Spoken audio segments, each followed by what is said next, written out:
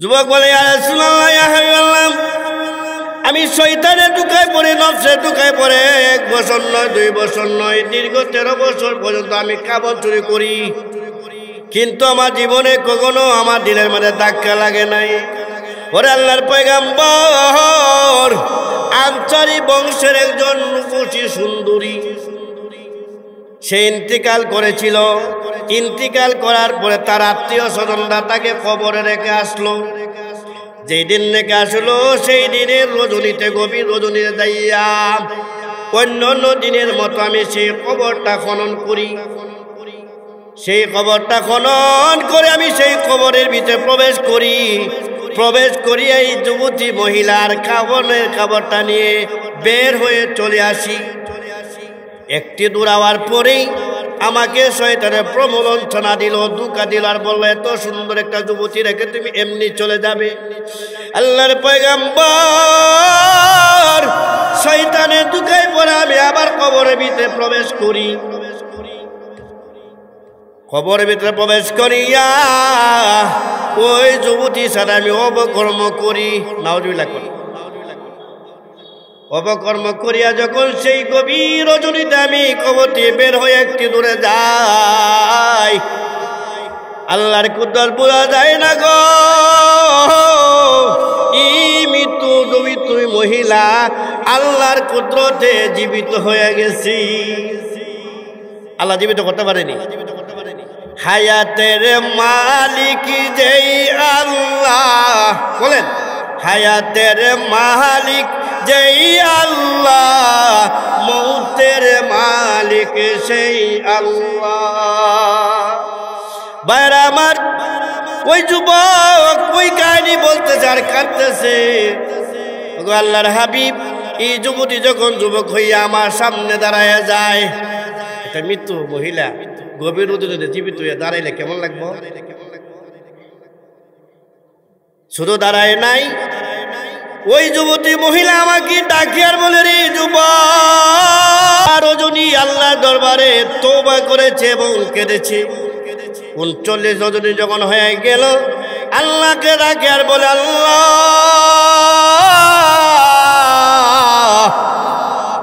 আপনি যদি আমার কান্নাকে কবুল করে থাকেন আর আমার তওবাকে কবুল করে থাকেন, তাহলে আল্লাহ তুমি আমাকে তোমার জিব্রাইলের মাধ্যমে আমাকে জানাইয়া দাও।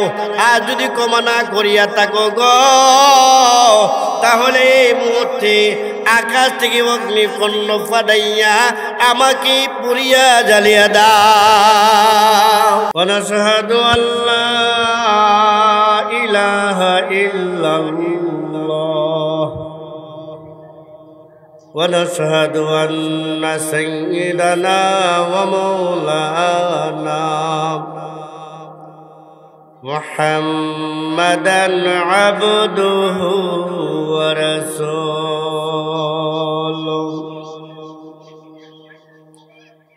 أما بعد أعوذ بالله من الشيطان الرجيم بسم الله الرحمن الرحيم إن الذين آمنوا وعملوا الصالحات لهم جنات تجري من تحتها الأنهار ذلك الفوز الكبير صدق الله العلي العظيم وقال النبي صلى الله عليه وسلم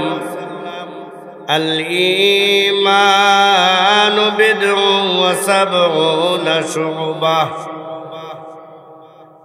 فأفضلها قول لا إله إلا الله وأدناها إماطة الأذى عن الطريق ওয়াল হায়াউ শুবাতুম মিনাল ঈমান। সকলে মহব্বতের সাথে পড়ি। বালাগাল উলা বিকামালিহি কাসাবাত দুজা বিজামালিহি হাসনাত জামিউ খিসালিহি সাল্লু আলাইহি ওয়া আলিহি। অবস্থিত মজলিসপুর আনোয়ারুল উলুম ইসলামিয়া মাদ্রাসার উদ্যোগে 5 দিন ব্যাপী পবিত্র কোরআন তাফসীর মাহফিলের আজ দ্বিতীয় দিনে দ্বিতীয় অধিবেশনে পরম শ্রদ্ধেভাজন সভাপতি দিগর মুআজ্জাজ মুকাররাম হযরত উলামায়ে কেরাম, বিশেষ করে অত্র মাদ্রাসার সুযোগ্য প্রিন্সিপাল, সারায় বাংলা সৃষ্টিকারী, মধুর কণ্ঠের অধিকারী মুফতি খলিলুর রহমান কাশিমি সাহেব ও অত্র মাদ্রাসার সুযোগ্য আসিতায়ে কেরাম এবং আমার প্রাণপ্রিয় ছাত্র ভাইয়েরা, উপস্থিত মুরব্বিয়ানেরা, এজাম, পর্দার অন্তরালে অবস্থানরত অত্যন্ত শ্রদ্ধেয় সম্মানিত মা ও বোনেরা, আমরা সর্বপ্রথমে মহান রাব্বুল আলামিনের অসংখ্য অগণিত শুকর আদায় করেছি যে রব্বে কারীম আপনি আমাদেরকে গত বৎসরে না এবছরও এই নবীর বাগানের এই তাফসীর মাহফিল এবং এই নবীর বাগানের আঙ্গিনায় আসা এবং বসার এবং দেশ বরেণ্য উলামায়ে কেরামের পবিত্র জবান থেকে পবিত্র কোরআনের বিশুদ্ধ ব্যাখ্যা শোনার মতন সেই সুযোগ, সেই সুবিধা আল্লাহ দান করেছেন। এতে করে আমরা সকলেই অন্তরের গভীর থেকে মহব্বতের সাথে বুলন্দ আওয়াজে বলি আলহামদুলিল্লাহ। আমি মেনে নিতে পারলাম না, একটু জোরে বলেন আলহামদুলিল্লাহ। ব্রাদার ইসলাম, আমি আপনার সামনে সূরা বুরুজের একমাত্র একখানা আয়াত আমি আপনার সামনে তেলাওয়াত করেছি। নবীজির হাদিসের ভান্ডার থেকে, অসংখ্য হাদিসের থেকে একখানা হাদিস আমি আপনার সামনে তেলাওয়াত করেছি। আমার তেলাওয়াতকৃত আয়াত এবং হাদিসের ব্যাখ্যা স্বরূপ কিছু আলোচনা করব, যেহেতু তাফসীর মাহফিল। তাফসীর মাহফিলে তাফসীরের হাসিয়তেই আলোচনা করা উচিত। তাফসীর করার জন্য স্বয়ং আল্লাহ কি দিয়ে তাফসীর করতে হবে স্বয়ং আল্লাহ নির্দেশ দিয়েছেন। সুবহানাল্লাহ। মহান আল্লাহ বলেন, ওয়াযাক্কির ফাইন্নায যিকরা তানফাউল মুমিনিন। মহান আল্লাহ বলেন, ওয়াযাক্কির আই বিল কুরআন। এই উলামায়ে হযরতগণ, তোমরা কি করো? ওয়াজকুর করো, ওয়াজ করো, তাফসীর করো আমার কোরআন দিয়া কোরআন দিয়া, কোরআনের এক আয়াত দিয়ে আরেক আয়াতের ব্যাখ্যা করো, আয়াতের ব্যাখ্যা আবার হাদিস দিয়া করো। তার নাম হইল তাফসীর। তাফসীরে কোরআন বিল কোরআন, তাফসীরে কোরআন বিল আহাদিস। তাহলে প্রকৃত মুমিন যারা তাদের উপকার আসবে। তাহলে কইব প্রকৃত মুমিন যারা তাদের উপকারে আসবে। এই জন্য আমি আপনার সামনে যে আয়াতটুকু তেলাওয়াত করছি, প্রাথমিক অবস্থায় সে আয়াতের অর্থটুকু বলতেছি। আল্লাহ বলেন, ইন্নাল্লাযীনা আমানু ওয়া আমিলুস সালিহাত। আল্লাহ বলেন, নিশ্চয় যারা ঈমান এনেছে, ঈমান আনার পাশাপাশি যারা সৎ কাজ করে, আল্লাহ বলেন আমি আল্লাহ তাদের জন্য এমন জান্নাত রেখেছি যে জান্নাতের তলদেশ দিয়া নহর প্রবাহিত হবে। সুবহানাল্লাহ। কি করলে? ঈমান আনছে। জান্নাত পাইতে গেলে প্রথম শর্ত কি? ঈমান। ঠিক না বেঠিক? জান্নাত পাইতে গেলে প্রথম কি লাগবে? ঈমান লাগবে। এবার আসুন, ঈমান কাকে বলে? ঈমানের সংজ্ঞা কি? ঈমানের আবিধানিক অর্থ হইল বিশ্বাস করা। কি করা? হুয়া তাসদীকু, বিশ্বাস করা। পরিভাষায় ঈমান বলা হয় বিমা জাআন নবী সাল্লাল্লাহু আলাইহি ওয়াসাল্লাম, আমার নবী, আপনার নবী, বিশ্ব নবী রাহমাতুল লিল আলামিন আল্লাহর পক্ষ থেকে যে বিধিবিধান নিয়ে আসছেন সেগুলিকে বিশ্বাস করা নাম হইল ঈমান। তবে বিশাল আকারে ইমানের সংজ্ঞা দেওয়া হয়েছে মেশকা শরীফের মধ্যে। মেশকা শরীফের ভিতরে একখানা হাদিস রয়েছে, যে হাদিসের নাম হলো হাদিসে জিব্রাইল।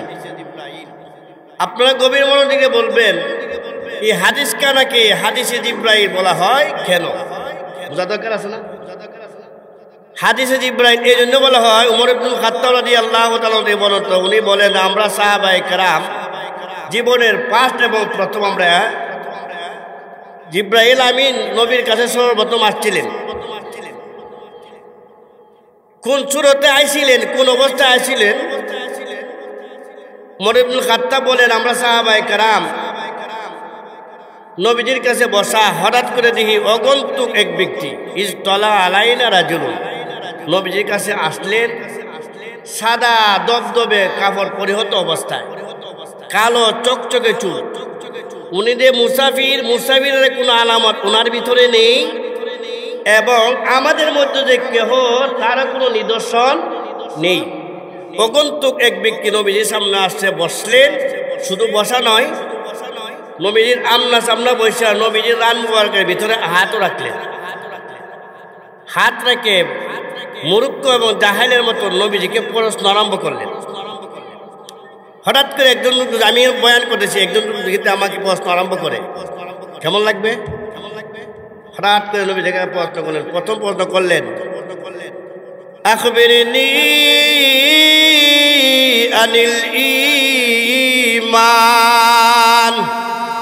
নবীজিকে বলেন তো ঈমান কাকে বলে? ঈমানের অ্যাড্রেস কি?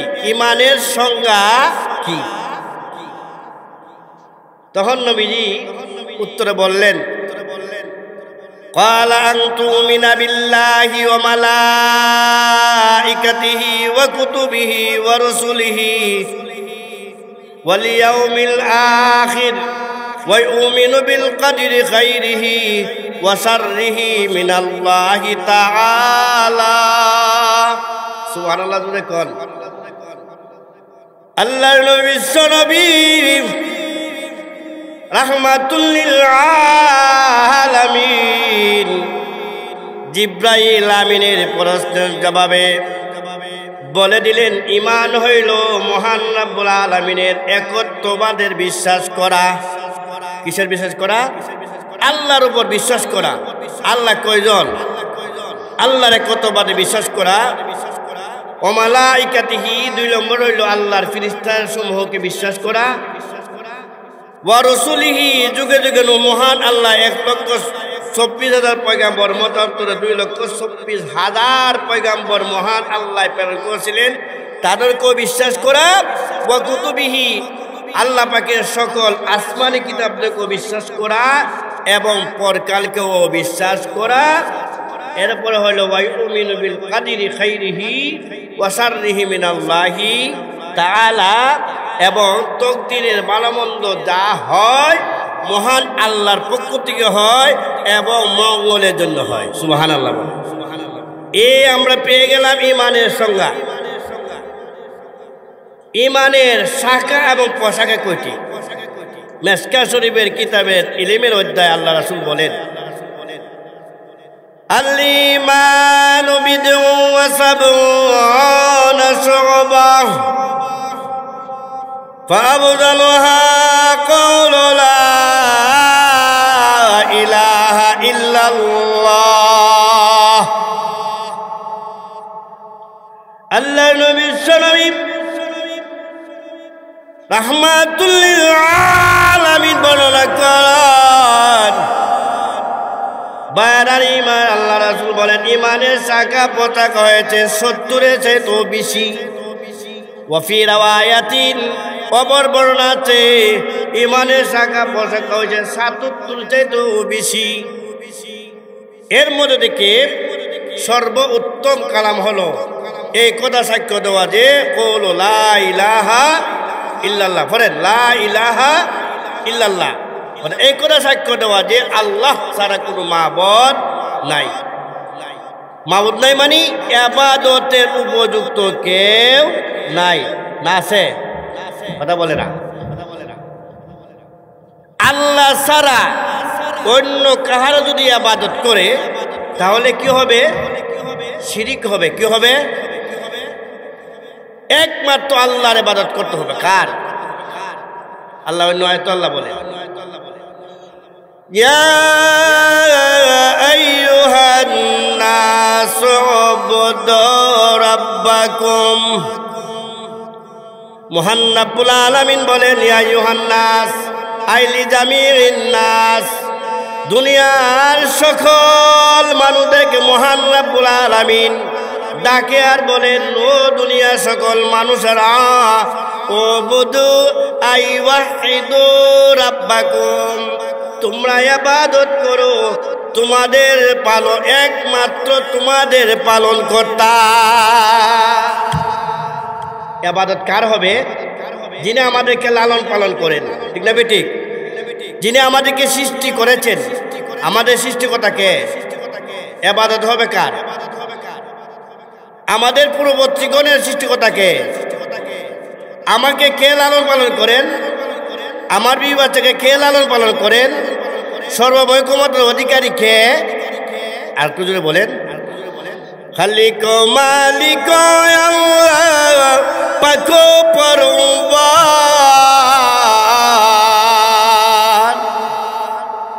সকলি করিতে পারো কুদরতি তোমার, ঠিক না ঠিক?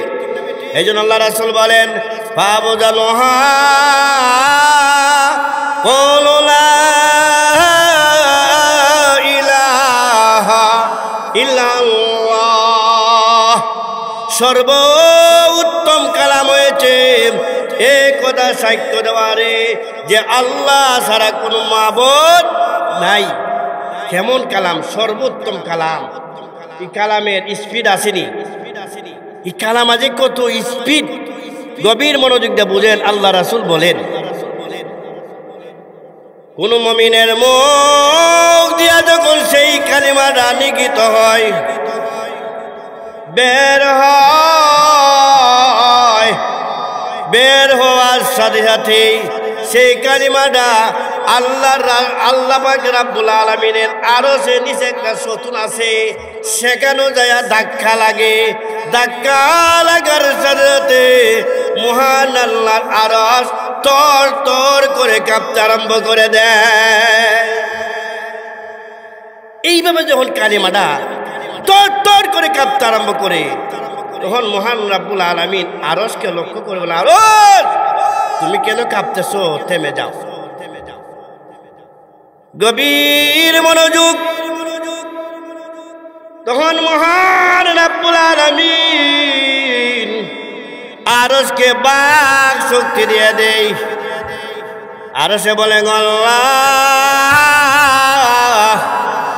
আমি কেমন করে থেমে যেতে পারি যে কালিমাটার কারণে আপনার আরশটা পর্যন্ত তর তর করে কেঁপে গেল। ওগো মওলাই কারীম, এই কলিমা পড়নেওয়ালা মুমিনকে তো এখনো আপনার পক্ষ থেকে পাপ ঘোষণা করা হয় নাই। সুবহানাল্লাহ। এবার রব্বুল আলামিন আরশকে লক্ষ্য করে বলে, আরশ তুমি সাক্ষ্য থাকো গো, আমি আল্লাহ পাক রব্বুল আলামিনের ইজ্জতের কসম কে বলেছি, আমি আল্লাহ পাকের জালালিয়তের কসম কে বললাম, যারে যা যেই মুমিনের মুখ দিয়া সেই কালিমাটা নির্গিত হলো, বের হলো, এই কালিমাকে উসিলা করে আমি আল্লাহ পাক রব্বুল আলামিন একদিন নয়, দুই দিন নয়, আমি আল্লাহ তাদের তামাম জিন্দগির সমস্ত গুনাহ ক্ষমা ঘোষণা করে দিলাম। সুবহানাল্লাহ। আসতে বললেন। এই হলো কলিমার স্পিড, কলিমার ওজন কত শুনবেন। কলিমা ভারী কত। একদা এক সময়ে আল্লাহর পয়গম্বর হযরত মূসা আলাইহিস সালাতু ওয়াস সালাম রব্বুল আলামিনের দরবারে আরজ করলেন, মুসা আলাইহিস সালাম কিন্তু আল্লাহর সাথে কথা বলছে, ঠিক না বেশি কথা শোনা। আমাদের নবীও কিন্তু আল্লাহর সাথে কথা বলছে, ঠিক না ঠিক। এই জন্য মুসা আলাইহিস সালামকে বলা হয় কালিমুল্লাহ, বলা হয় না মুসা কালিমুল্লাহ। কেন? গুপ্তে মুসা বাদি দারম কুহে তোর, আরে গুপ্তে মুসা বাদি দারম কুহে তোর, গুপ্তে মুহাম্মদ বাদি দারম আর শুনুর। সুবহান একটু জোরে কন। হযরত মুসা আলাইহিস সালাতু ওয়াস সালাম তুর পারে যাইয়া মহান রব্বুল আলামিনের সঙ্গে কথাবার্তা বলেছেন। এমনই ভাবে আমার নবী, আপনার নবী, নবী পাক আল্লাহ পাক রব্বুল আলামিনের খাস বাড়ি, খাস দরবার আসে আজমে যাইয়া মহান আল্লাহর সাথে সরাসরি কথা বলেছেন। এবার আসুন মুসা আলাইহিস সালাতু ওয়াস সালাম আল্লাহ দরবারে আরজ করলেন আর বললেন, প্রভু আমি পয়গম্বর হিসাবে, আমি আপনার নবী হিসাবে আমি আপনার কাছে একটা স্পেশাল আমল চাই। কি চাই? একটা স্পেশাল বিশেষ একটা আমল আমাকে বাতাই দিন, যে আমল করে করে আমি আপনার নৈকট্যতা হাসিল করতে পারব। আল্লাহ পাক রব্বুল আলামিন বললেন, মুসা গো তুমি একটা কাজ করো, বেশি বেশি করে কলিমা পড়ো। সুবহানাল্লাহ কর। মুসা বললেন, আল্লাহ দেবছিনি সে কালিমাটা সবাই পারে, সবাই জানে। আমি বললাম আমাকে একটা বিশেষ আমল বাতাই দিতেন, আর আপনি বলেন আমি কালিমা পড়ি। এবার রব্বুল আলামিন হযরত মুসা আলাইহিস সালাতু ওয়াস সালামকে ডাক দিলেন আর বলে দিলেন, গো মুসা আপনি জানলেন না এবং বুঝলেন না গো এই কলিমা যে কত ওজন। আপনি জেনে রাখুন, 7 আকাশ এবং 7 জমিন এবং তার ভিতরে যা কিছু আছে সবগুলি যদি এক পাল্লা রাখা হয় আর অপর পাল্লা যদি এই কালিমা রাখা হয়, এই কালিমার পাল্লা ভারী হয়ে যাবি। আচ্ছা কর ফাবুজালুহা ক্বালু লা ইলাহা ইল্লাল্লাহ। ব্রাদার ইসলাম, আমরার গুনাহ আসেনি। হাদিস শরীফ আছে, মানুষ যখন একটা গুনাহ করে, একটা গুনার দাগ এবং ময়লা তার কলবের ভিতরে পড়ে, যেমনই ভাবে সাদা কাপড়ে ময়লা লাগলে দাগ লাগেনি, কথা কনা, যতই গুনাহ করতে থাকবে ততই তার কলবের ভিতরে একটা কালো দাগ পড়তে থাকে। বন্ধুরা আমার, কাপড়ের ভিতরে যখন ময়লা লেগে যায়, সেই কাপড়ের মালিক সেই ময়লাকে সাবান দিয়া দূর করে রিং পাউডার, সার্ফ এক্সেল ইত্যাদি দিয়া যেভাবেই হোক সেই কাপড়ের দাগ এবং ময়লা দূর করে, ঠিক না বেটি? কিন্তু কলবের ভিতরে যেই ময়লা লেগে যায়, সেই ময়লা দূর করিবার রেত এবং সাবান কি? 1 নাম্বার হয়েছে তওবা। নাম্বার কি? এই জন্য দেখেন বুজুর্গানাদের কাছে মুরিদ হইলে, যেমন আল্লামা মুবারকুল্লাহ সাহেব হুজুর আছে না, পীর সাহেব হুজুর, বড় না হযরতের কাছে মুরিদ হইলে প্রথমে তওবা করা না। কারণ হাদিসে আছে, আল্লাহ রাসূল বলেন, কোন বান্দা যে পাহাড় পরিমাণ গুনাহ করেও পেলে আর গুনাহ কইরা সেজদাত কইরা তওবা করে আল্লাহ হয় মাফ করে দেন। দলিল আল্লাহ বলেন, ইয়া আইয়ুহাল্লাযীনা আমানু তুবু ইলাল্লাহি তাওবাতান নাসুহা। মহান রব্বুল আলামিন দুনিয়ার গুনাহগার মুমিনকে আল্লাহ ডাকে আর বলে, রে মুমিনেরা, শয়তানের দুঃখায় পড়ে, নফসে দুঃখায় পড়ে জিন্দেগিতে বহু অন্যায় করেছো, গুনাহ করেছো। এবার গুনার রূপে অনুতপ্ত হয়ে যাও, লজ্জিত হয়ে যাও। কি হয়ে যাও? গুনার রূপে অনুতপ্ত হয়ে যাও আর লজ্জিত হয়ে যাও, আর বলো গুনাহ করব না। 3 নম্বর হলো চিরতরে সে গুনাহ ছেড়ে দাও। মহান আল্লাহ বলেন, জীবনে যতই গুনাহ করেছো তওবায়ে নাসুহা করে দিলে আমি আল্লাহ রহমতে জুস মেরে দেয়, আমি আল্লাহ মাফ করিয়া দেয়। এর পরিপ্রেক্ষিতে ছোট্ট একটা ঘটনা তানবিহুল গাফিলিন নামক কিতাবে উল্লেখ করা হয়েছে, বলবো? শুনেন। হযরত উমর রাদিয়াল্লাহু তাআলা আনহু থেকে বর্ণিত। কার থেকে? তিনি বলেন, আমি একদা এক সময়ে 3 রাস্তার মোড়ে আমি দাঁড়িয়েছিলাম। হঠাৎ করে এক যুবক আমার কাছে আসে, আয়সা আমাকে দেখে এমন কান্না দিয়েছে, তার কান্না দেখে আমিও আর ধৈর্য ধরতে পারি নাই, সহ্য করতে পারি নাই। কান্না কারে কয়? ঠিক এই মুহূর্তে আল্লাহর রাসূলের পক্ষ থেকে আহ্বান আসছে, সালাম আসছে। ও এক ব্যক্তি সাহাবী এসে বলে, ওগো উমর, আল্লাহর পয়গম্বর আপনাকে আহ্বান করেছে, সালাম জানাইছে নবীজির কাছে যাওয়ার জন্য। তখন দৌড়ায় নবীর কাছে গেছে। যাওয়ার পরেও দেখা যায় কাঁদছিল, যে কান্নার বাঘ এঁকেছে। কি বলে?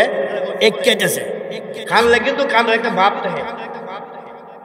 আমার নবী বলেন, মা বাকাই তাই উমর, এরে উমর,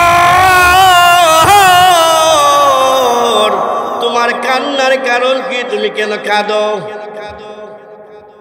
উমর বলে, ইয়া রাসূলুল্লাহ, ইয়া হাবিবাল্লাহ গো, আমি তো আমার নিজেতে কাঁদি নাই। এক যুবকের কান্না দেখে আমি ধৈর্য ধরতে পারি নাই, সহ্য করতে পারি নাই, আমিও কান্না আরম্ভ করে দিয়েছি। নবী আমার বলে, রে ওরে উমর, এই যুবকটা কে বা খারাপ? এই যুবকটাকে নিয়ে আসো। স্বয়ং যুবক ওই যুবকটাকে আল্লাহর নবীর দরবারে উপস্থিত করলেন। করার পরে আল্লাহর নবী বলেন, উমর যুবক, তোমার কান্নার কারণটা কি? কেন কাঁদো বলো তো? যুবক বলে, ইয়া রাসূলুল্লাহ, আমি কাঁদি আমার গুনার কারণে। নবী আবার বলে, রে যুবক, গুনাহ করেছো, আল্লাহ দরবারে তওবা করো, আল্লাহ মাফ করবে। যুবক মানে না। নবীজিকে দেখে যুবক আরো বেশি কান্না শুরু করে দিছে। যুবকের কান্না আল্লাহর পয়গম্বর থামাইতে পারে নাই। তখন যুবককে কান্না থামানোর জন্য নবীজি কৌশল অবলম্বন করতে আরম্ভ করলেন।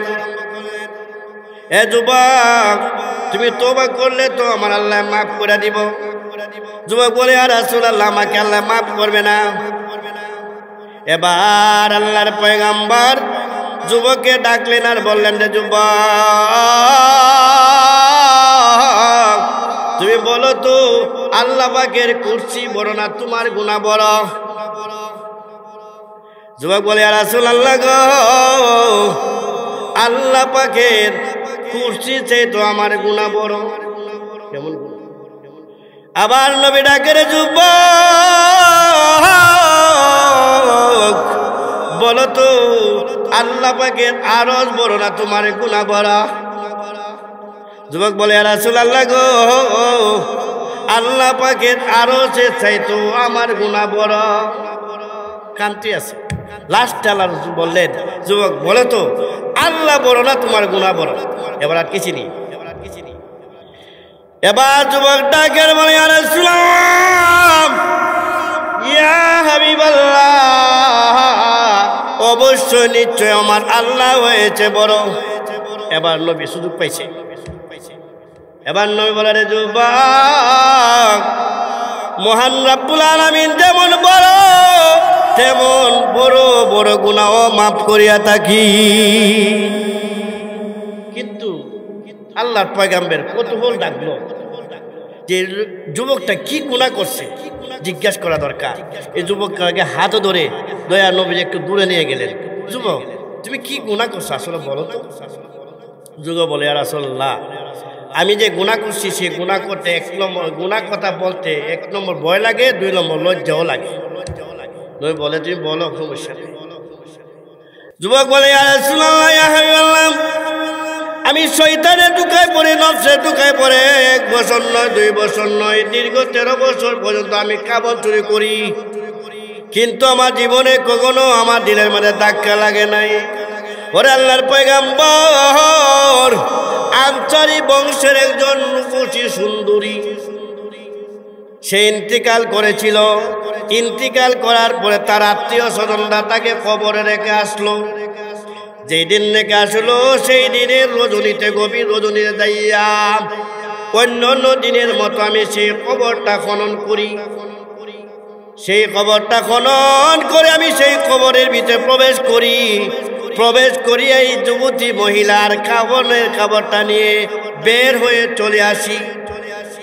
একটি দূর যাওয়ার পরেই আমাকে শয়তানের প্রমোদনা দিল, ধোঁকা দিল, আর বলল, এত সুন্দর একটা যুবতী রেখে তুমি এমনি চলে যাবে। আল্লাহর পয়গাম্বর শয়তানের ধোঁকায় পড়ে আমি আবার কবরের ভিতরে প্রবেশ করি। কবরের ভিতরে প্রবেশ করিয়া ওই যুবতীর সাথে আমি অপকর্ম করি। নাউজুবিল্লাহ করি। অপকর্ম করিয়া যখন সেই গভীর রজনীতে আমি কবর দিয়ে বের হয়ে একটি দূরে যাই, আল্লাহর কুদরত বোঝা যায় না গো। মৃত্যু তুমি মহিলা আল্লাহর কুদরতে জীবিত হয়ে গেছি। আল্লাহ জীবিত করতে পারেনি। হায়াতের মালিক যেই আল্লাহ, বলেন, হায়াতের মালিক যেই আল্লাহ, মৌতের মালিক সেই আল্লাহ। বাইরে আমার ওই যুবক ওই কাহিনী বলতেছে আর কাঁদতেছে। আল্লাহর হাবিব, এই যুবতী যখন যুবক হইয়া আমার সামনে দাঁড়ায় যায়, একটা মৃত্যু মহিলা গভীর রজনীতে জীবিত হয়ে দাঁড়াইলে কেমন লাগবো? শুধু দাঁড়ায় নাই, ওই যুবতী মহিলা আমাকে ডাকি আর বলে, রে যুবক, রজনী আল্লাহর দরবারে তওবা করেছে এবং কেঁদেছে। 39 রজনী যখন হয়ে গেল, আল্লাহকে ডাকে আর বলে, আল্লাহ,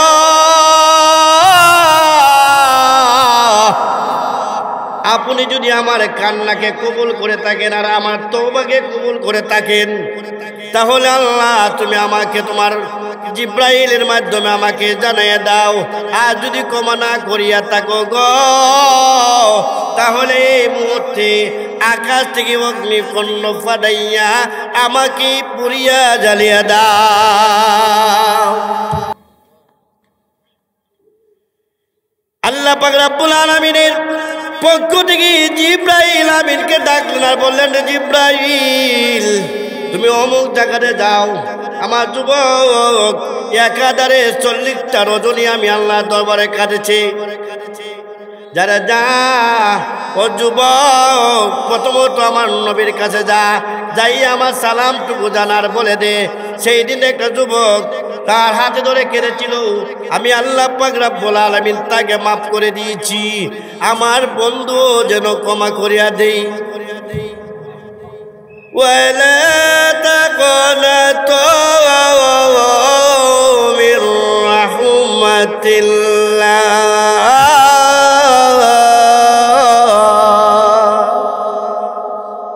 আমার আল্লাহ বলেন, দুনিয়ার মানুষের আরে শয়তানের দুঃখায় পড়ে, নফসের দুঃখায় পড়ে পাহাড় পরিমাণ গুনাহ করে ফেলেছো। তোমরা তো জানো আমি আল্লাহ দয়ার সাগর, আমি আল্লাহ রহমান, আমি আল্লাহ রহিম। নাকি আল্লাহ কি দয়ার সাগর, আল্লাহ মাফ করতে প্রস্তুত, ঠিক না বেঠিক? কিন্তু আমরা আল্লাহর কাছে চাই না। আল্লাহ পাক রব্বুল আলামিন দুনিয়ার আকাশে প্রতিদিন শেষ যাত্রা আসে, সুবহানাল্লাহ, দুনিয়ার আকাশে আইসা আইসা ডাকে, আলা মিন মুস্তাগফিরিন ফাগফির লাহু আলা মিন মুস্তারজিকিন ফারজুকাহু আলা মুবতালান ফাওয়াফি। আসরের কোন গুনাহগার তাহাজ্জুদের নামাজ পড়িয়া আমি আল্লাহর কাছে চাও, ওরে গুনাহগারের আলামি মুস্তাগফিরিন ফাগফির লাহু, তোমাদের যদি পাহাড় পরিমাণ গুনাহ হয়ে থাকে আমি আল্লাহ রহমতের ভান্ডার নিয়া দুনিয়ার আকাশে যাচ্ছি, আমি আল্লাহ তোমাদেরকে ক্ষমা করতে প্রস্তুত। সুবহানাল্লাহ। কোন প্রয়োজনে শেষ সাথে কাঁদেন ও ভাইরা আমার, শেষ সাথে না কাঁদ দেখে আল্লাহর হলে অসম্ভব কথা কোনা, শেষ সাথে কাঁদতে হবে, শেষ সাথে নবী ইসমাতে জিকির করতে হবে। ছোট্ট একটা ঘটনা স্মরণে গেলে শুনে, তফসিরে কিতাবের ঘটনা। জৈনক একজন আল্লাহর ওলি, ওনার বাসভবন ছিল জঙ্গলের ভিতরে। কোথায়? তখনকার ওলি আব্দাল্লাহ মসজিদ সময় দিছে, জঙ্গলের ভিতরে সময় দিছে। কেন? জঙ্গলের বাঘ ভাল্লুক যারা আছে তারাও তাদের তাব হয়ে গেছে। সুবহানাল্লাহ করে, এবং তাদের খেদমত করছে। কিন্তু শর্ত কি? কই মোহাম্মদ ওয়াফাতুনে তু হাম তেরে হে এ জাহা সুজে কা লৌহে কলম তেরে হে। কবি বলে রে, তুমি যদি তোমার সাড়ে জিনাত বডিকে আল্লাহর হুকুম নবীর তরিকায় পরিচালিত করতে পারো গো, তাহলে মহান আল্লাহর তামাম মাখলুকাতেরা তোমাদের বাধ্য হয়ে যাবে। তোমার বাধ্য হয়ে যাবে বাঘ, তোমার বাধ্য হয়ে যাবে সাপ, তোমার বাধ্য হয়ে যাবে দুশ্মনেরাও। আল্লাহু আকবার বলে। ওই জৈনুক আল্লাহর ওলি জঙ্গলের ভিতরে একটি কুড়ির ঘরের ভিতরে বসবাস করে। শুধু বসবাস না, ইবাদত বন্দেগীও করে। এমন একটি ঘর, অট্টালিকা নয়, বিল্ডিং নয়, কুড়ের ঘর, ভাঙ্গা ঘর। একদিকে বাসা প্রবেশ করে, অন্য দিক দিকে বের হয়। কেমন ঘর? কথা কনা। কোন এক রজনীতেই ও আল্লাহর ওলি তাহাজ্জুদের নামাজ পড়ে নফিস বাতের জিকিরও বসলেন। বসার সাথে সাথে তাকায়া দেখে গো, বিশাল আকারের 20 দর সাপ ঘরে প্রবেশ করেছে। এই সাপরে দেখে আল্লাহর ওলি এক বিন্দু মাত্র ভয় নিলেন না। সুবহানাল্লাহ। এখানে অনেকটা অজাগর সাপ হয়ে দাঁড়ায়, কজন দাঁড়ায় তখন? আল্লাহর ওলি মনে মনে ইয়াকিন এবং বিশ্বাস, এ সাপে যে আল্লাহ সৃষ্টি করেছে, এ সাপের খালিকের জাতের নাম জপতেছি, সে সাপ আমার কোনো ক্ষতি করতে, আরো জোরে কর, এই ইমানে বলে ইয়াকিন নিয়া বাইরা আমার জিকির করতেছে, জিকির করতেছে। সাপ ঘরের ভিতরে প্রবেশ করে সীমাবদ্ধ নয়, ওই আল্লাহর ওলিকে আক্রমণের উদ্দেশ্যে গলার ভিতরে কয়েকটা রশির মতন কয়েকটা ফেস দিয়া সামনে কণা ধরছে। মানুষ তো এসবের এই অবস্থা দেখে স্বাভাবিকভাবে জিকির করতেছিল, জিকিরের প্রভাবটা একটু বাড়াই দিছে। একটু জোরে কর। জিকিরের প্রভাব বাড়াইয়া দিতে দিতে হয় আল্লাহর কুদ্দর বোঝা যায় না মায়েরা আমার। আল্লাহু আকবার। ওই সাফে আল্লাহর ওলিকে আক্রমণ করবে দূরের কথা, মহান রাব্বুল আলামিনের জাতের নামের আসর যখন তার উপর পড়ে গেল, এবার আক্রমণ থেকে কি হইল, বিরত হইয়া তার মুখ দিয়েও বের হয়ে গেল লা ইলাহা ইল্লাল্লাহ। আরো জোরে লা ইলাহা ইল্লাল্লাহ। জমিনে বলে আল্লাহ, আকাশে বলে এক আল্লাহ, পশু পাখি বলে এক আল্লাহ, সাপেও বলে এক আল্লাহ। তোমরা মানুষ বলো লা ইলাহা ইল্লাল্লাহ। লা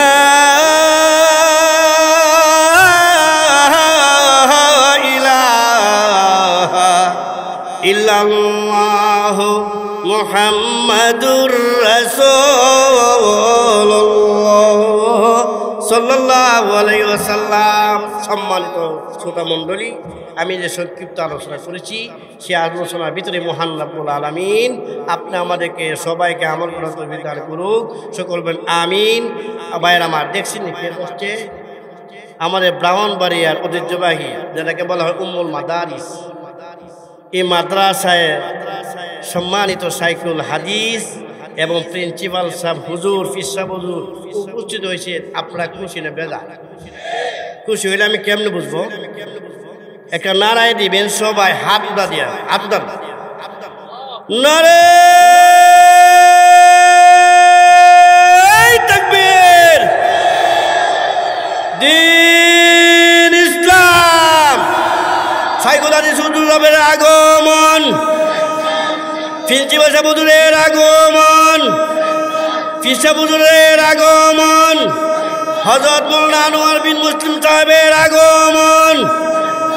নারে তাকবীর।